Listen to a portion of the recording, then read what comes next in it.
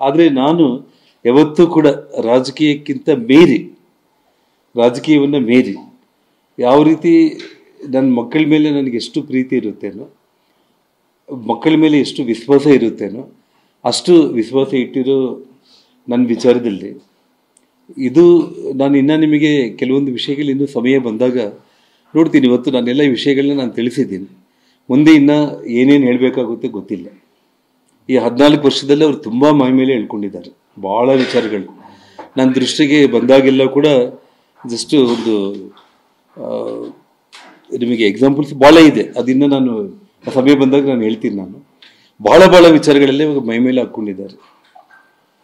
ಏಜೆನ್ಸಿಗಳೇನಾದರೂ investigation ಮಾಡೋದಕ್ಕೆ ಬಂದರೆ ವರ್ಷಗಳು ಕೂಡ ಸಾಲಲ್ಲ, ಅಷ್ಟು ಮೈ ಮೇಲೆ ಹೇಳ್ಕೊಂಡಿದ್ದಾರೆ. ಭಾಳ ನಾನು ಹೇಳ್ತೀನಿ ನಾನು ನಿಮಗೆ.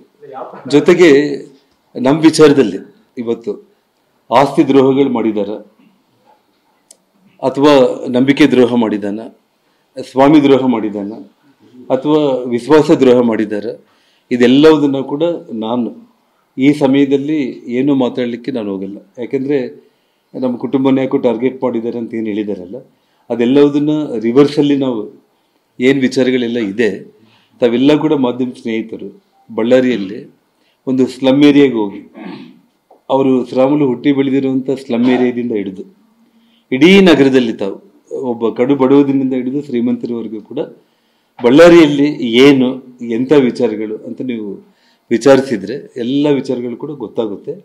ಸಮಯ ಬಂದಾಗ ನಾನು ಎಲ್ಲ ವಿಚಾರಗಳನ್ನ ಕೂಡ ನಾನು ಬಿಡಿಸಿ ನಾನು ಹೇಳ್ತೇನೆ.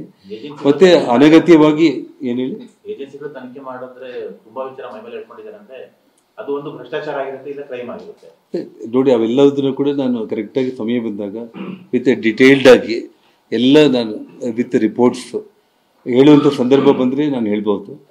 ಇವತ್ತು ನಾನು ಯಾವುದೇ ಒಂದು ವಿಚಾರದಲ್ಲಿ ನಾನು ನಿಮಗೆ ಒಂದಂತೂ ನಾನು ಹೇಳ್ತೇನೆ, ಭಾರತೀಯ ಜನತಾ ಪಕ್ಷದ ಒಂದು ವಿಚಾರದಲ್ಲಿ ಒಬ್ಬ ಕಾರ್ಯಕರ್ತನಾಗಿ ಪಕ್ಷದ ವರಿಷ್ಠರು ಯಾವುದು ಅವರು ನನಗೆ ಜವಾಬ್ದಾರಿ ಕೊಡ್ತಾರೋ, ಇವತ್ತು ಹನುಮಂತಗಾಗಿ ನೀನು ಕೆಲಸ ಮಾಡಿದ್ರೆ ಕೆಲಸ ಮಾಡ್ತೇನೆ. ನಾಳೆ ನನಗೆ ಟಿಕೆಟ್ ನಾವು ಕೊಡಲ್ಲ, ಒಬ್ಬ ಸಾಮಾನ್ಯ ಕಾರ್ಯಕರ್ತನಾಗಿ ನೀನು ಇಡೀ ಪಕ್ಷಕ್ಕೋಸ್ಕರ ದುಡಿಬೇಕು ಅಂದ್ರೂ ದುಡಿತೀನಿ. ಶ್ರೀರಾಮುಲನ್ನ ಹೋಗಿ ಗೆಲ್ಲಿಸ್ಕೊಂಡು ಬಾ ಅಂದರೂ ಕೂಡ ಗೆಲ್ಲಿಸ್ತೀವಿ. ಗೆಲ್ಲೋದು ಸೋಲೋದು ಅನ್ನೋದು ಚುನಾವಣೆಯಲ್ಲಿ ಅವರವ್ರ ಶಕ್ತಿಗೆ ಅನುಗುಣವಾಗಿರುತ್ತೆ. ಪಕ್ಷ ನಾಳೆ ಶ್ರೀರಾಮುಲುಗೋಸ್ಕರನೇ ನೀವು ಹೋಗಿ ಕೆಲಸ ಮಾಡಬೇಕು ಅಂದರೂ ಕೂಡ ನಾನು ಮನಸ್ಫೂರ್ತಿಯಾಗಿ ನಾನು ಕೆಲಸ ಮಾಡಿ ಪಕ್ಷಕ್ಕೋಸ್ಕರ ಪಕ್ಷದ ವರಿಷ್ಠರ ಒಂದು ಆದೇಶದಂತೆಯೇ ನಾನು ನಡ್ಕೊತೀನಿ.